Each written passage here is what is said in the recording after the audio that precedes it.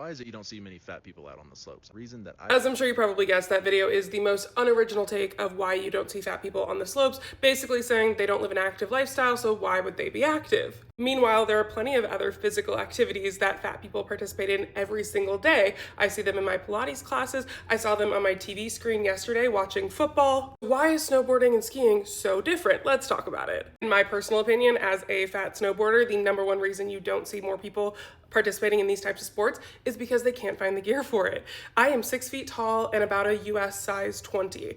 Do you know how hard it is for me to find snow pants and snow gear that fits me? And everyone's like, oh, go to men's gear. Yes, that's half the time what I end up doing is buying men's gear, but guess what men don't have? Boobs. So it's not built for your body. They don't have hips. They don't have things that women have. So the gear still doesn't fit me right in all the right places.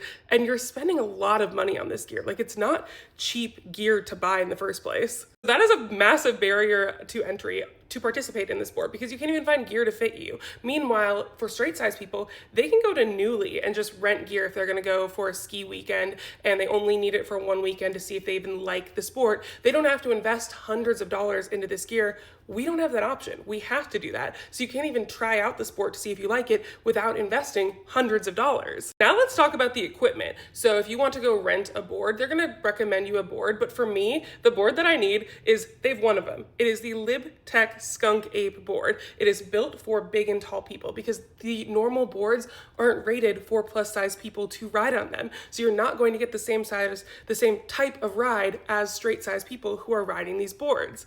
And those are just like a handful of barriers to entry of the sport that have nothing to do with your physical capability. So if you want to continue saying that fat people aren't participating in sports or activities just because they simply don't want to be active, keep that same energy when you are cheering for your favorite football team on Sunday.